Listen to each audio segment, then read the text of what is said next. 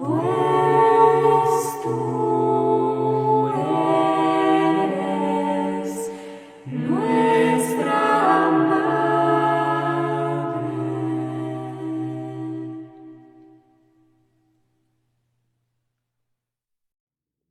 O feminino do ser. Para acabar de vez com a costela de Adão. Por Annick Tsuznel. Instituto Piaget, canal Le Conde.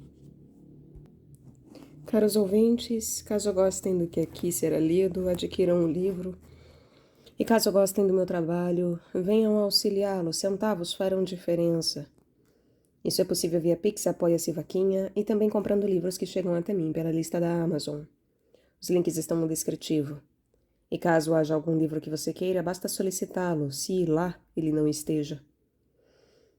E também curtam, compartilhem, comentem, inscrevam-se no canal, tudo isso gera engajamento e faz diferença.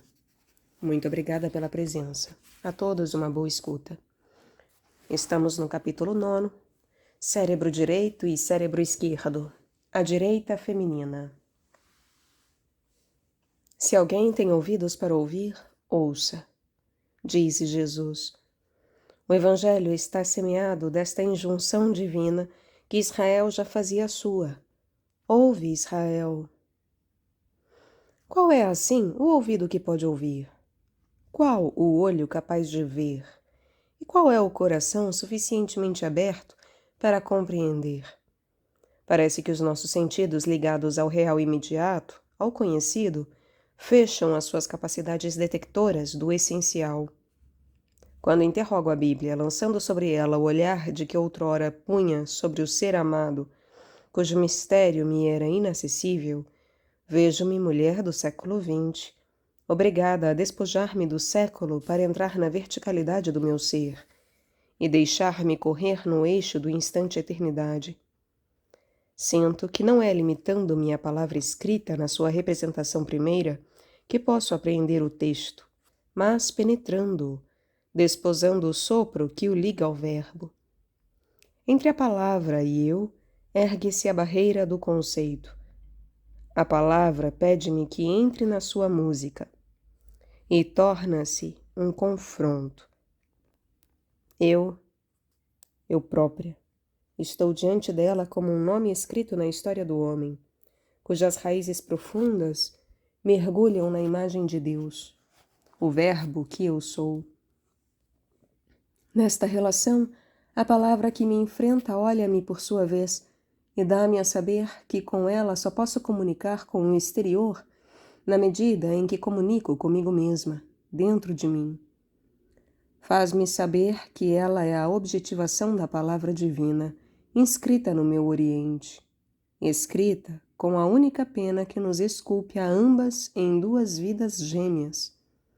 A relação torna-se o abraço de dois mistérios, cuja revelação só pode fazer-se um pelo outro, tal como dois amantes só se tornam a sua realidade profunda, penetrando o silêncio um do outro, no mais denso do seu ser. A escrita bíblica estremece então, do mesmo modo que na primavera estala a terra invernal para que brote a promessa de uma suntuosa colheita que alimenta a cada instante. Como história do passado, a Bíblia construiu a nossa civilização e fundou a nossa cultura. Como vida do instante, na sua exigência súbita de verticalização, ela está em vias de transformar cultura e civilização, de destruir os esquemas de pensamento, as estruturas políticas, religiosas, sociais, aferentes a tais esquemas, e de devastar os seres que a iminência de um salto incontornável e vertiginoso no desconhecido mantém fixados à beira do nada. No coração do nada, o audacioso sente subitamente os seus rins amarrados pela corda divina. A fé, amém, é essa audácia. Eu estou a ver-te, isto basta, salta, dizia um pai a seu filho cego pelo fumo, e que não tinha outra saída para viver. Saltar da janela de sua casa devorada pelas chamas, sem nenhuma referência que não fosse a afirmação daquele que diz estar ali. O tempo do salto já não é deste mundo, embora também lhe pertença. Tem a qualidade de uma epiclese. É o instante prenhe de eu sou colhido no cerne da história. Assim, o que é a história, cujo passado já passou e o futuro ainda não chegou? Só o instante tem realidade se lhe dermos uma alma. Entendamos nesta palavra alma a riqueza infinita que nos reserva a nossa viragem para Adamá e Chá. Não já as colorações humanistas de Lilith brincando com os temas cromáticos do imaginário, mas o real do imaginal, recebido na diversidade das suas riquezas, como se fossem frutos maduros da árvore do conhecimento. Os mesmos frutos de que eu colho, deslumbrada, uma parte nas diferentes etapas da minha relação íntima com a Bíblia. Neste sentido, talvez nos abeiremos hoje do encontro da história com a sua alma. Ousará ela segurar a corda que a une à sua ontologia e que no coração do nada dá um instante força de eternidade? Ao impossível, abertura para todos os possíveis? Ela não tem o direito de faltar a esse encontro. Um instante prenhe de eu sou é a espada cujo duplo gume, se não abre para a vida, dá a morte. Ontologia da história? O oriente do ser, lá onde se fala a língua una, lá onde nas profundezas de Ixá está selada a bazar, a carne, o verbo e o espírito. Na atualidade da planície de Shner, a da nossa história, o homem dissolveu nas águas da inconsciência os restos deslocados da carne una, a razão e o sentimento, com o seu cortejo de dualismos, ciência e fé, real e irreal, sabedoria e loucura, etc. Entre estes irmãos inimigos inserem-se a palavra dita ou escrita e a ressonância para cuja escuta somos convidados pelo Cristo Logos, mas que a lógica mata. Como caminhar neste labirinto de exclusões mútuas e esterilizantes, ou mesmo opressoras, a não ser obedecendo ao desejo louco, irreprimível da natureza, que exige o além de toda contradição, de toda frustração, alargando os nossos pulmões e estendendo as nossas asas, não asas artificiais de Dédalo e de Ícaro, mas as asas do amor que a tradição iconográfica atribui a João Batista. Estas últimas ressaltam das terras novas, nascidas dos céus novos, que todo ser humano conquista ao virar-se para o seu oriente, fazendo então a experiência de espaços-tempos em cada campo de consciência adquirido. E tudo isto até a entrada na terra prometida.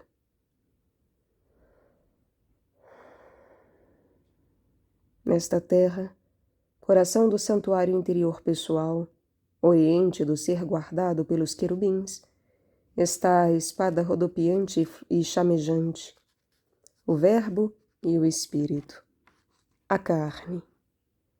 Este núcleo do ser informa o homem desde a parte mais secreta das suas profundezas até ao seu corpo físico mais concreto.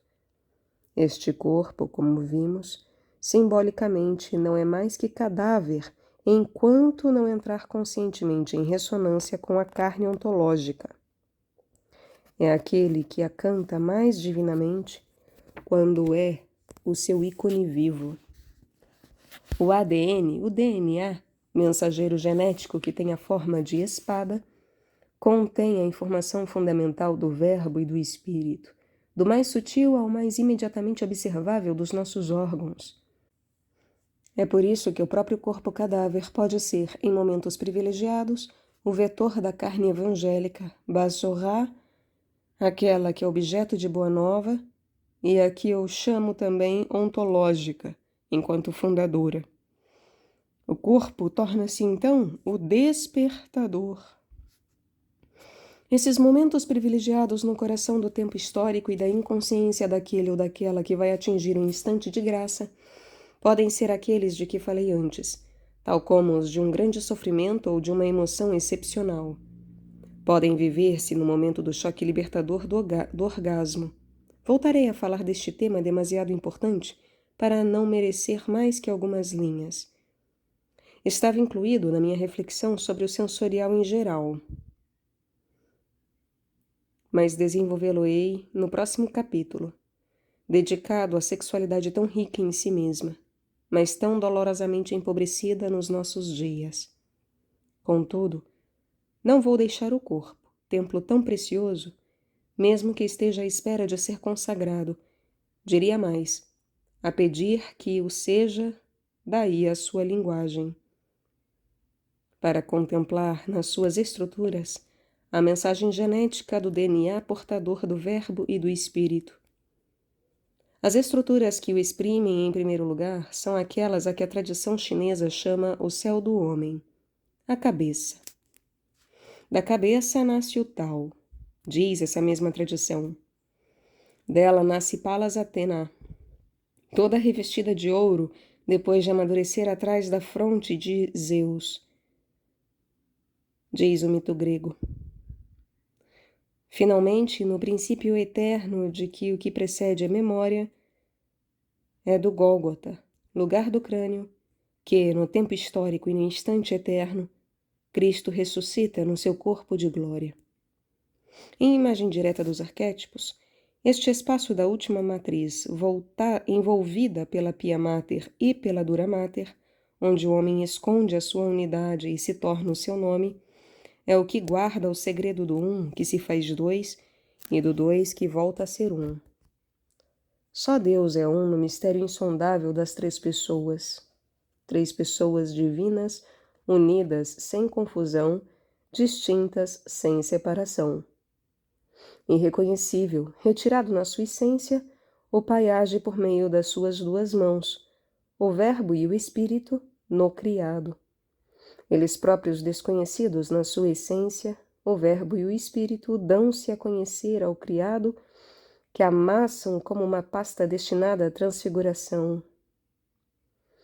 A sua força amorosa e operadora, contida no mais secreto da carne, exprime-se de uma forma privilegiada no céu do homem, que, como vimos, é banhado pela medula espinhal. Neste ponto, a medula simboliza o Pison, o ícone mais próximo do seu modelo, as águas superiores.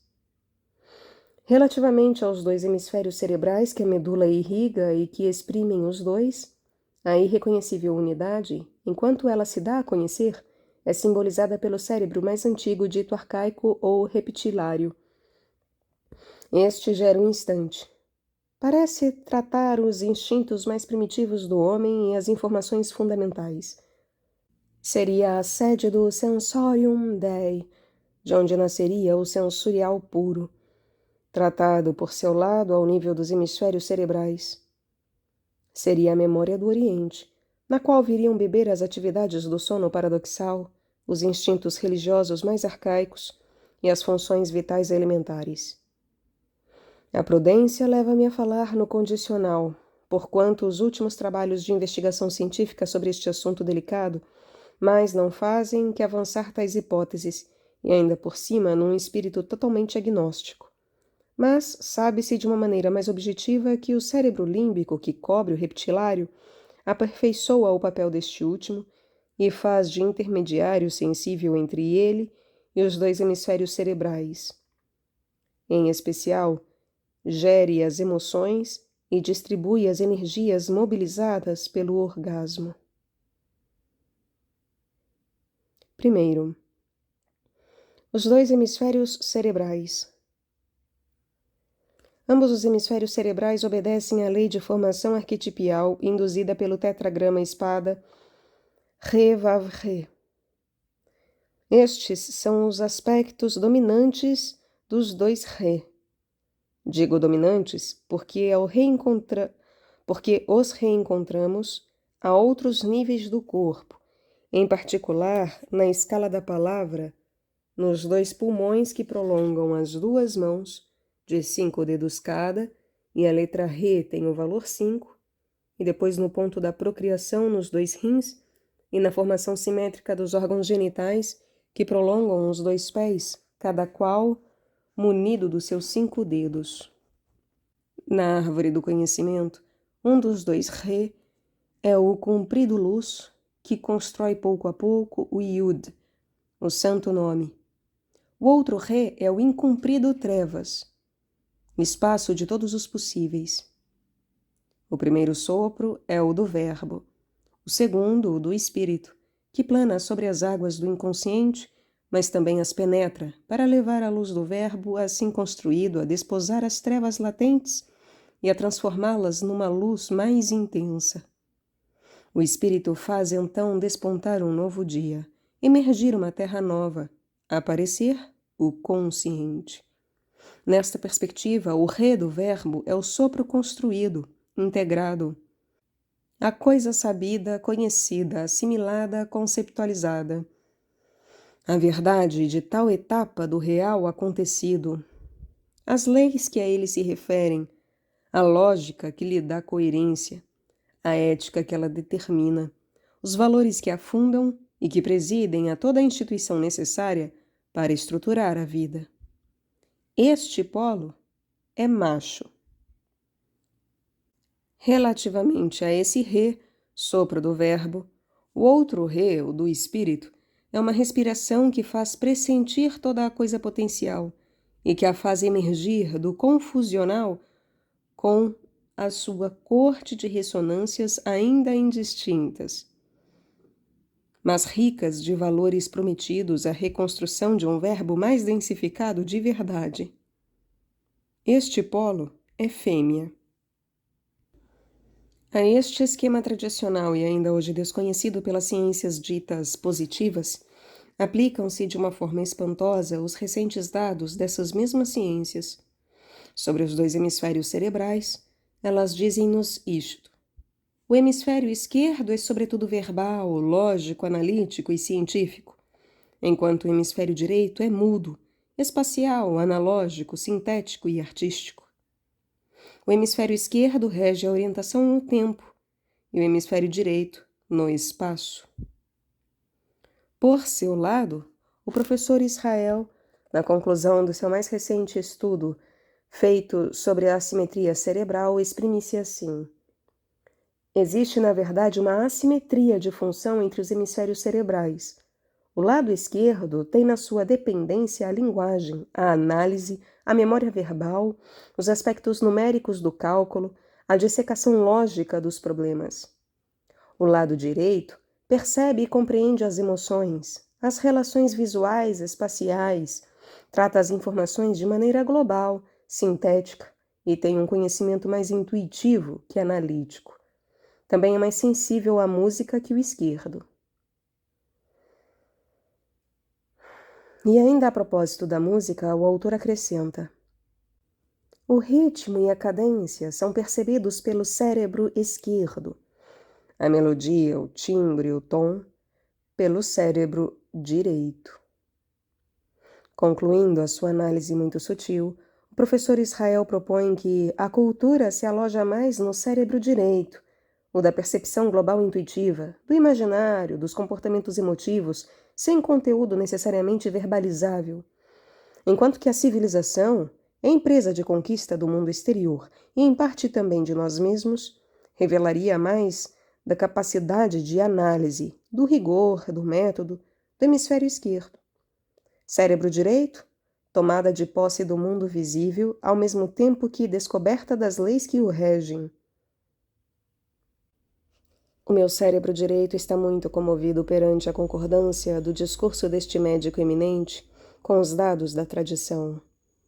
O professor Israel tem, aliás, a honestidade de conduzir o seu estudo, independentemente das categorias culturais, para aquelas que relevam das experiências de transe paranormal sobrenatural.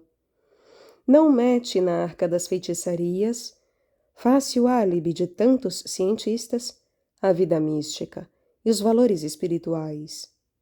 Verifica que a nossa civilização, tendo privilegiado consideravelmente o cérebro esquerdo, sempre considerou que o que se passa fora do centro da linguagem e não é verbalizado, analisado, explicado, é louco. E diz mais: a pulsão sexual é do sistema límbico.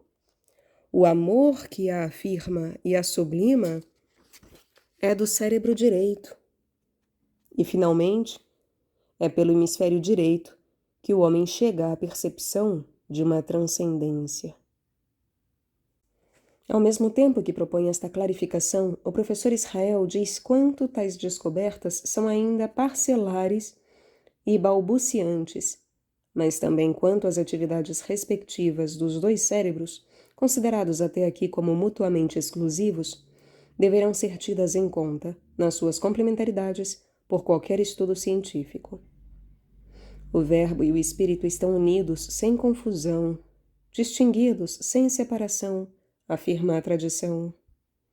E é fácil adivinhar que eu associo o verbo ao cérebro esquerdo, que aliás detém a função linguística, e o espírito ao cérebro direito. Estaria assim tentada a acreditar que as transformações pelas quais passa hoje a nossa civilização e que ameaçam afundar a nossa cultura são obra de uma formidável reivindicação do cérebro direito a dizer o verbo sem passar pela palavra que não é sua vocação, mas pela experiência do espírito. O saber adquirido pelo exterior e que exige um grande esforço de memorização é obra do cérebro esquerdo. O conhecimento adquirido pelo interior, imediatamente memorizado em cada célula do corpo que ele ilumina, é obra do cérebro direito. Lembro aqui o início deste capítulo, dizendo que a palavra como representação simples de uma coisa é do cérebro esquerdo, mas que a ressonância dessa palavra no verbo que funda a coisa expressa é do cérebro direito. A entrada na ressonância, onde se inscreve toda a música do verbo, é obra de amor. Perante ela, o cérebro esquerdo radicaliza a tal ponto a sua primazia, para não dizer o seu exclusivismo, que recupera essa experiência das profundezas, fazendo com que os seres lá cheguem por meio de técnicas que julga controlar e cujos benefícios ele explica por uma análise de ordem materialista.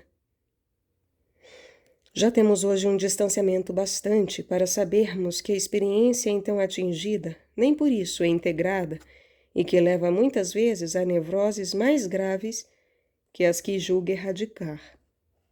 E não vou excluir essa mesma recuperação feita por um cérebro direito reacional, não menos exclusivo e relativamente louco, hoje comum nas zonas dos meios New Age, menos controladas pelo cérebro esquerdo.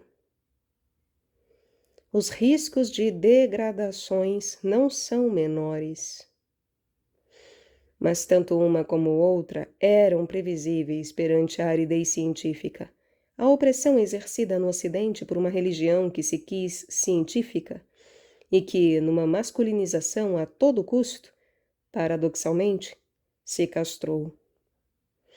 Perante igualmente a exigência irreprimível do espírito de fazer crescer o verbo no coração do homem. Chegaram os tempos de uma ligação entre os nossos dois cérebros, de um casamento entre o masculino e o feminino, respectivamente preponderantes no hemisfério esquerdo e no hemisfério direito. Segundo, a direita e a esquerda. Chegados a este ponto da minha reflexão sobre os dois hemisférios cerebrais, é importante falar da direita e da esquerda do homem, lados que exigem a qualidade de análise do cérebro esquerdo, mas a sutileza do cérebro direito para serem distinguidos um do outro. É que, na fisiologia do corpo humano, a perspectiva ontológica que acabo de precisar ao nível do cérebro sofre subitamente um cruzamento. Com efeito, quando os feixes nervosos que têm as suas raízes no crânio passam ao bulbo raquidiano, trocam a sua direção naquilo a que se chama o cruzamento em X das pirâmides. Assim, as fibras nervosas vindas do cérebro direito vão para o lado esquerdo da medula, a fim de comandarem a parte esquerda do corpo, e vice-versa. É então que o lado direito do corpo exprime o masculino em correspondência com o verbo e a função da fala. O lado esquerdo, o feminino, em correspondência com o espírito. A tradição chinesa confirma estes dados. O yang, polo macho, diz ela, está à direita no céu interior, à esquerda no céu posterior. Fala da passagem do céu anterior ao céu posterior, como de o do não manifestado ao manifestado ou o do sem forma ao com forma. O não manifestado é então o espaço de todos os possíveis. O manifestado, no céu posterior, é o que recebe o mandato do alto para nos dar vida e permitir que nos cumpramos. Sem dúvida que esse mandato está contido no nome sagrado que, na nossa própria tradição, funda o homem desde a sua concepção, e no qual a tradição chinesa se aproxima da nossa. Com efeito, um ritual bem preciso faz dar simbolicamente esse nome simbólico pelo pai ao ouvido do seu filho, logo à nascença. O sobrenome ser-lhe-á dado mais tarde. Esse nome secreto contém o destino da criança e o seu lugar no universo. Estas duas tradições encontram-se em vários aspectos. Tive grande consciência disso ao escrever O Simbolismo do Corpo Humano, que pode ser ouvido aqui no canal, mas especialmente ao ler o Dr. Caspi. Neste mandato do céu anterior ao céu posterior é necessário ao homem que incessantemente se cria e se recria pela luz e pelo verbo. O espírito e o verbo do homem contidos no seu nome, tais são os termos da nossa tradição, estão aqui bem presentes. São a imagem do Espírito de Deus e do seu verbo criador que a tradição chinesa ignora, mas que simbolicamente ela remete para o sem forma do seu anterior, fonte do incontornável mandato de vida de cada um. Ao nível corporal, o ponto de passagem do céu anterior ao céu posterior, logo da entrada desse mandato, chama-se na tradição chinesa Mingmen. Situa-se do lado de trás entre os dois rins. Esta passagem bem conhecida da nossa própria tradição é por ela chamada Porta dos Homens. Para cá dessa porta, o homem confunde-se com o mundo parental e com os grupos humanos a que pertence. Confunde-se com a sua Ixá, portanto, inconsciente, e vira-se unicamente para o exterior, incluindo para um Deus exterior, se tiver uma prática religiosa. Para lá dessa porta, ele vira-se para o seu oriente inferior e entra em ressonância com o seu nome secreto, divino, prenhe daquilo a que os chineses chamam o mandato, em função do qual agora ele vive, escolhe, decide, etc. Não espanta, assim, verificar-se que o Mingmen está intimamente ligado ao umbigo na tradição chinesa. Ambos correspondem às portas reais do templo de que falei no capítulo precedente e que deixam para trás o homem criança e adolescente, matriciado pela água, para que ele entre, quando adulto, na matriz de fogo onde começa a assumir o seu mandato. A luz de Cristo transfigurado que os 3 apóstolos viram no Monte Tabor, Tabor é o umbigo em hebreu, a luz que abrasou a sarça ardente onde Moisés teve a revelação do santo nome, a iluminação do Buda, etc., são o Mingmen desses homens. Para as duas tradições, oriental e ocidental, a cabeça ou o céu do homem, no manifestado, corresponde ao céu posterior, onde a direita é feminina e a esquerda masculina. A tradição chinesa supõe assim um primeiro cruzamento, a montante do cruzamento em X das pirâmides, onde o céu anterior dá passagem ao céu posterior. Parece que a tradição hebraica, noutros termos, nos dá a mesma mensagem quando diz, falando do corpo divino visto por Moisés e desenhado por ele na árvore de Sefirot, dos Sefirot, que Deus reina pelo seu braço, ou lado direito, que contém a sua clemência, pelo seu braço ou lado esquerdo, que detém a morte e o rigor, e pela coluna do meio que equilibra, harmoniza e dissolve todas as oposições na sua unidade. Deus reina pelo seu braço direito, que contém a sua clemência, pelo seu braço esquerdo, que detém a morte e o rigor, e pela coluna do meio, que equilibra, harmoniza e dissolve todas as oposições na sua unidade.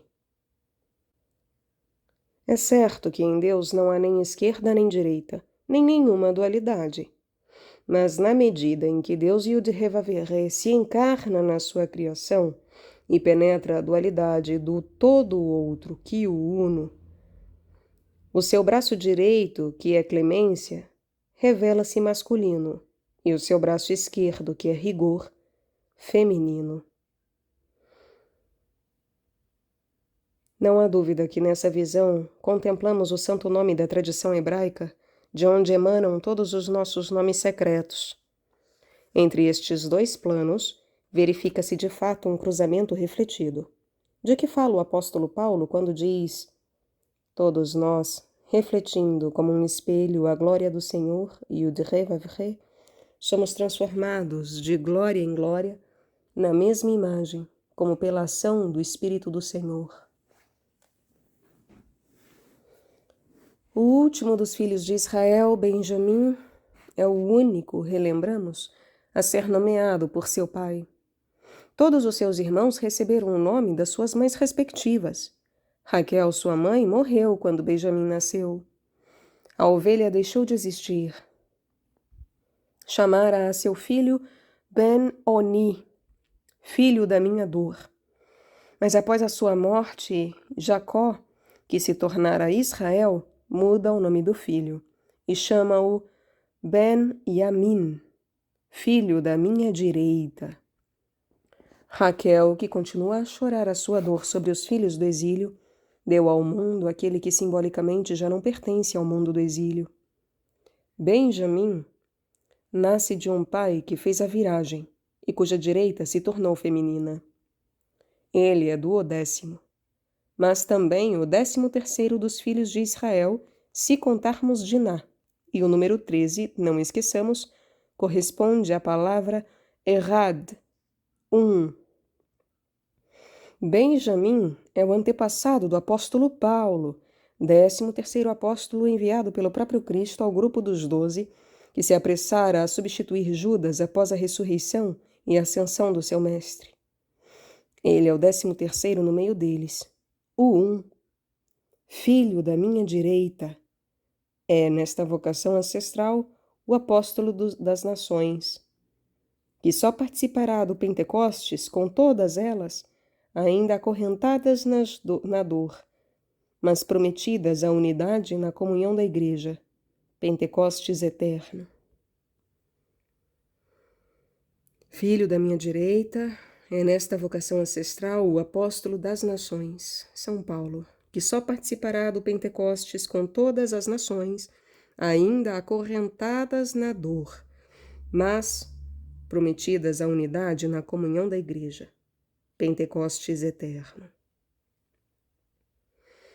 Na continuação da história dos Hebreus, o rei Salomão edifica o templo de Yud-Heh-Vav-Heh, mandando instalar as duas colunas, Iaquim e Boaz, respectivamente masculina e feminina. A primeira à direita, a segunda à esquerda, de quem avança para o templo, o que significa que a coluna masculina está à esquerda e a coluna feminina à direita do Santo dos Santos. A quando da transfiguração de Cristo no Monte Tabor, Elias, o profeta, está à direita do Cristo, Moisés, o homem da lei, à esquerda.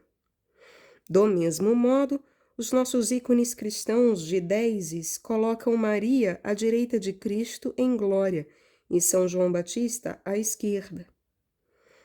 Estas três representações pertencem, tal como o cérebro do homem, à ordem do manifestado.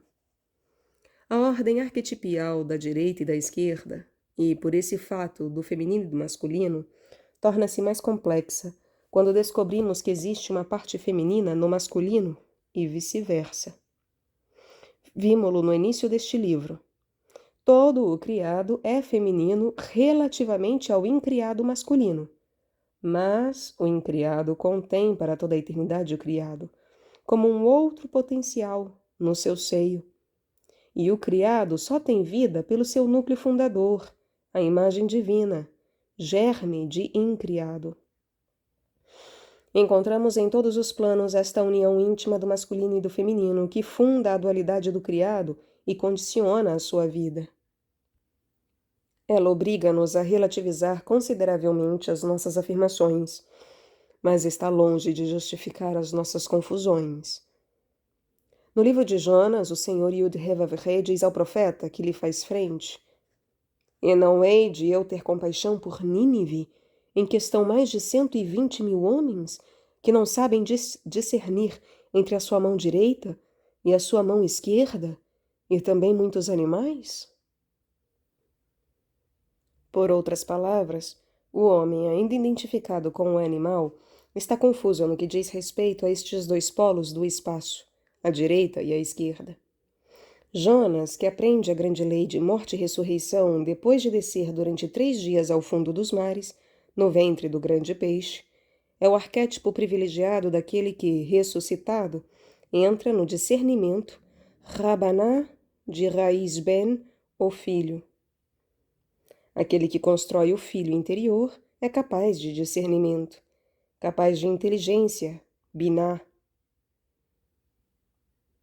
A tradição hebraica diz então que a inteligência é mãe divina e a sabedoria, pai divino, segundo a árvore do Sefirot, arquétipo do corpo humano.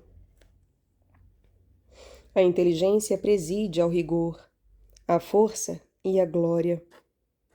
A sabedoria, à misericórdia, à grandeza e ao poder. No mundo do exílio, onde o homem se desviou do seu oriente, ele inverteu os valores. Inteligência, força, rigor e glória foram masculinizados. Sabedoria, misericórdia, grandeza e poder, feminizados. Na nossa situação de exílio, no mesmo lado do corpo, sobrepõem-se caracteres contraditórios, segundo ele é vivido no plano ontológico, espaço que simboliza o cérebro, ou no contexto psicológico corrente no exílio que marca o cruzamento em X das pirâmides. Por isso, não nos espantemos hoje que o mundo perdeu todos os seus valores de exílio e todas as referências que lhe permitiam sobreviver, sem por isso operar a sua viragem para o Oriente e reencontrar os seus valores ontológicos. Que os dois polos masculino e feminino sejam tão dolorosamente confundidos. Não só reina a homossexualidade, e para se justificar se reclama de uma ordem ontológica, não só o homem se diverte a usar roupas femininas e a mulher as do homem, como as funções de cada um se desenrolam numa desordem tanto mais lamentável quanto ela desestrutura os nossos filhos e se torna fonte de muitos sofrimentos, incluindo perturbações psíquicas que podem degenerar em patologias graves. Por isso, não nos espantemos hoje que o mundo perdeu todos os seus valores de exílio e todas as referências que lhe permitiam sobreviver, sem por isso operar a sua viragem para o Oriente e reencontrar os seus valores ontológicos, que os dois polos, masculino e feminino, sejam tão dolorosamente confundidos. Não só reina a homossexualidade, e para se justificar se reclama de uma ordem ontológica, não só o homem se diverte a usar roupas femininas e a mulher as do homem, como as funções de cada um se desenrolam numa desordem tanto mais lamentável quanto ela desestrutura os nossos filhos e se torna fonte de muitos sofrimentos, incluindo perturbações psíquicas que podem degenerar em patologias graves. Para sair da confusão, reencontrar o equilíbrio e tentar fazer a terra como o céu, para que ambos se unam, e os mínimos detalhes da nossa vida concorrem para isso ou bloqueiam a sua realização, precisamos de nos pôr à escuta da tradição, das palavras que ela nos deixa ouvir e do que murmuram quando começam a fremir sob a sua concha necessária, mas insuficiente. Precisamos de juntar, como o fez Cristo no banquete desdenhado pelos convidados virtuosos, todos os estrupiados da rua que nós somos com as nossas misérias e as nossas faltas. Aqueles têm direito ao festim de aproximação da verdade, desde que ponham o vestido de núpcias, que são a autenticidade do desejo e a transparência, para lá de todos os escaninhos justificadores. A aventura vale a pena ser vivida, porque nela me parece estar a chave do que pode constituir hoje a nossa identidade de homens e de mulheres. Terceiro, a sabedoria, Pai divino, e a inteligência, Mãe divina. Se olharmos a árvore do Sefirot, vemos que, em face à sabedoria masculina, é a inteligência que se anuncia feminina. Sabedoria e inteligência habitam, respectivamente, e de maneira privilegiada, o hemisfério esquerdo e o hemisfério direito do cérebro do homem. São estes dois arquétipos que fundamentam a busca do homem. Jó é a personagem bíblica mais representativa desta dolorosa procura feita de ímpetos sucessivos, como um parto.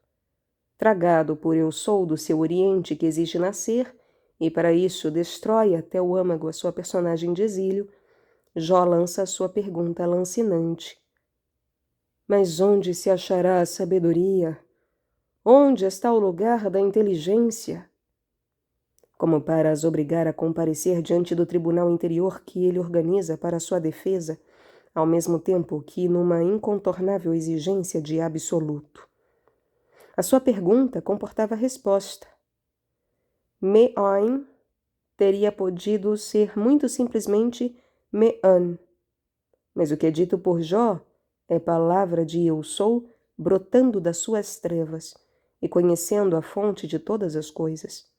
Todas as coisas vêm Me'oin, do nada, do ponto focal implantado na sua carne, onde o incriado irrompe no criado, no céu anterior do criado, que ninguém poderá encontrar sem ter feito a experiência mais total do céu posterior. Na narrativa bíblica, o rei Salomão encarna a sabedoria. É provado por enigmas pela rainha de Sabá. O enigma, ou a astúcia, Reidah em hebreu, a vida que exige uma passagem de portas, desempenha um papel muito importante numa argúcia ligada a uma qualidade de inteligência bem conhecida dos orientais, mas estranha ao espírito aristotélico ocidental. A rainha de Sabá vem do Iêmen. Yamin é a direita. Ela é a inteligência feminina, que corresponde à do cérebro direito. Vem provar a sabedoria própria do cérebro esquerdo. Para construir a sua casa, a sabedoria precisa de exercer uma estratégia inteligente. Como o sol das diferentes terras, a que o homem acede pouco a pouco, ela é ícone da sabedoria divina. Mas a sabedoria divina é loucura aos olhos dos homens. Loucura tão estranha às nossas sabedorias, que são loucura para Deus, que Deus recorre a astúcias para nela introduzir o homem. Deus é o maior entre os que se servem de ardis para atingir os seus fins. O objetivo de Deus inscreve-se no sopro da sua aliança com o homem. Deus deseja o homem, a sua filha prenhe dele, que ele chama a unir-se-lhe, e para isso, a ultrapassar pouco a pouco as sabedorias ou sóis dos diferentes campos de consciência adquiridos. Estas novas terras são então comparadas a palácios, onde a filha esposa veste roupas cada vez mais brilhantes até ao vestido de ouro de Ofir. Nesse momento, feita rainha, ela é introduzida no palácio do rei. Sabedoria. É esse o segredo das bodas. A sabedoria divina é primeira e última. Primeira porque, diz ela falando de si mesma, o Senhor me possuiu no princípio dos seus caminhos, oriente das suas obras mais antigas. Então eu estava com ele e era seu aluno, e era cada dia as suas delícias. Última, porque teremos, quais magos do Evangelho, de atravessar os nossos desertos, deixar neles pouco a pouco todas as nossas sabedorias humanas, as nossas vestes sucessivas, para nos inclinarmos diante do que pode parecer loucura. Um menino numa manjedoura. Montados em camelos, os magos passaram portas cuja última, diz Cristo, é o buraco da agulha. Esta imagem evoca a letra hebraica Kof, cuja palavra significa o buraco da agulha. Tem por valor o número 100, valor que, evocando a unidade, se refere a Deus. Ela simboliza a sabedoria divina. A última porta, a mais estreita que o homem tem de passar antes do seu retorno ao nada, parece ser a da sabedoria. No entanto, entre as diferentes homonímias relativas à palavra Kof, existe o macaco. Em todas as tradições, este animal é símbolo de sabedoria, mas ele arremeda a verdade que não pode ser recebida do exterior. Mima para que o homem a adivinhe e a receba do interior. Ele é o modelo do palhaço, do humor e de todas as facécias que transmitem qualquer mensagem essencial através do riso. Agitado pelo riso, o homem torna-se acessível ao que não poderia ser aceite friamente. A dinâmica do riso, mobilizada pela contração súbita devida a uma diferença inaudita de potencial entre o impossível e a atualização, é semelhante à do enigma. No enigma, a diferença de potencial joga-se entre um desconhecido que bate a porta e a enorme surpresa quando a porta cede aos seus golpes. Em ambos os casos, o truque atinge o seu objetivo. Faz aceder o homem ao conhecimento por meio de um novo nascimento, no seu interior. Falei de um verdadeiro parto. E perguntar-te-ei, e tu responde-me. Diz o Senhor a Jó, que antes da vinda de Yud-Heh-Vav-Heh era solicitado pelos seus amigos devido à sua sabedoria. Mas a sabedoria divina inverte o modo de conhecimento. Ela fala também no livro dos Provérbios e diz: a glória de Deus é encobrir a palavra, a glória dos reis é descobri-la. Assim, a sabedoria divina retém a verdade. Ousaria acrescentar que interrogar a palavra bíblica é fazer trabalho real. A palavra só se furta ao coração do homem para exercer sobre ele o seu poder de escultor, libertando o espaço onde ela tenha o seu eco. Só ao eco ela entrega a mensagem e a mensagem acaba a mutação do ser, porque a palavra é criadora. Aqui o conhecimento e inteligência já nada tem de intelectual, é a nossa própria carne. Inscrevem-se em nós como memória indelével. A sabedoria diz mais. Eu, a sabedoria, habito com a prudência e acho o conhecimento dos projetos. Para construir a sua casa sobre alicerces justos, a sabedoria deve habitar a inteligência feminina, toda palpitante das profundezas insuspeitas de Ixá, e por isso pronta a reconhecer-se estupefata perante a emergência de outros reais possíveis. Compreendemos, então, por que a inteligência que reside no hemisfério direito do cérebro e que constitui o braço esquerdo de Deus detém a morte e o rigor. Maternal, Ixá obriga a mudar. Conhece as leis ontológicas que fundam a sabedoria e que ninguém pode infringir sem que as regras do jogo divino se fechem sobre ele, geradoras como são de sofrimento. Só a sabedoria divina, que é misericórdia, pode revogar essas leis. A sabedoria fala igualmente desse jogo divino e diz: folgando perante o senhorio de Heh-Vav-Heh todo o tempo, eu folgo no seu mundo habitável e acho as minhas delícias com os filhos do homem. Para dispor do seu jogo, Deus tem de frustrar o jogo urdido pelo homem ignorante, que procura seguranças mortais. É essa a astúcia. E o homem cuja inteligência entra nesta astúcia divina não para de nos surpreender. Não vimos Tamar brincar às prostitutas para garantir as descendências de Israel? E muito antes dela, Jacó, que, aberto à voz da sua Ixá, nunca deixou de brincar com o seu irmão Esaú, com seu pai Isaque, com o sogro Labão e Raquel, com esse mesmo Labão, seu próprio pai. Que dizer das mulheres da Bíblia, cujos ardis para vencer os inimigos nos deslumbraram? Que dizer dos truques de Davi? De quanta inteligência precisaram para entrar no conhecimento dos projetos divinos, fazendo-se eles próprios artífices da sabedoria divina. Claro que a Bíblia nos relata os ardis perversos daqueles que querem enganar os seus irmãos para os destruir, incluindo o da serpente Satã no oriente de Adão, os do Satã na tripla tentação de Jesus, o das conspirações urdidas pelas autoridades instaladas no tempo de Cristo para tentar apanhar Jesus em falso e o perder. Mas Jesus louva a astúcia do econômo infiel, não a desonestidade da sua astúcia, mas o seu entendimento da situação, e lamenta que as gentes desta geração sejam mais astutas que os filhos da luz. Porque os filhos da luz têm de nascer para uma compreensão capaz de descodificar o sentido do acontecimento, por mais banal ou doloroso que este seja a nível do caráter imediato do fenômeno, para nele adivinhar o canal operacional da vontade divina.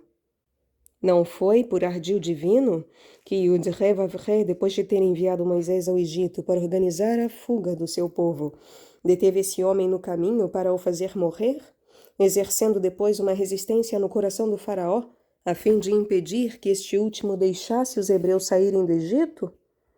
E aquela espécie de conspiração urdida por Yud-Re-Vav-Re e Satã, Deus e o adversário, aparentemente unidos contra Jó? Quando a inteligência se abre ao desígnio divino, ela vê e compreende que Moisés devia entrar numa outra dimensão de si mesmo e mudar antes de conseguir enfrentar o faraó, o adversário. Que os hebreus, saídos demasiado cedo do Egito, não pudessem assumir a perda total da segurança que a sua libertação implicava. Que Jó devesse ser destruído no seu estado de autossatisfação mortal para iniciar o seu caminho interior, etc. São coisas que se aplicam ao cotidiano de nossas vidas. Um pai do deserto, Zósimo, põe na boca de um velho... Se alguém guarda a recordação do irmão que o afligiu, lesou ou insultou, deve lembrar-se dele como de um médico enviado por Cristo e considerá-lo como um benfeitor. Porque se tu te afliges em tais circunstâncias, é porque a tua alma está doente. Com efeito, se não estivesses doente, não sofrerias. Por isso deves agradecer a esse irmão, pois que graças a ele conheces a tua doença. Isto é ver o adversário não como o inimigo, mas como o astuto cuja astúcia deve ser frustrada. Todas as tradições, sob formas diferentes, usam enigmas para nos ensinar. O próprio Cristo fala por parábolas. E quando ele acrescenta que quem tiver ouvidos ouça, deixa supor os 70 níveis de leitura que os hebreus propõem dos seus textos sagrados. Os paradoxos abundam nestes últimos, e os da tradição cristã que os prolongam, como o escrito patrístico citado, usam antinomias, ou mesmo contradições, sem as quais o conceito objetivaria rapidamente o inobjetivável e o destruiria. Reencontramos neles os Koan japoneses, os Brahman hindus, etc. Todos nos propõem um trabalho interior que conduz a uma abertura do coração e ao despertar de uma inteligência à qual a do intelecto pode ser totalmente alheia. A primeira é libertadora. A segunda é quantas vezes limitadora. A coerência fundamental que ultrapassa todas estas desestabilizações aparentes está além, sempre além, num silêncio capaz de conter o verbo. A Pilatos, que o julga e lhe pergunta o que é a verdade, Jesus não responde, mas sobe à cruz para morrer para todas as contradições e ressuscitar em glória. Fazer com que o homem participe nessa glória é o projeto divino de que já falei. Na tradição cristã, a sabedoria divina é o mais das vezes confundida com o próprio Cristo. Um ícone representa-a num trono de glória, rodeada por todas as insígnias próprias da divindade. Muitos textos a contemplam igualmente em Maria, porque o homem deificado, nas suas bodas divinas, participa da sabedoria e daquela que lhe é como uma esposa, a inteligência.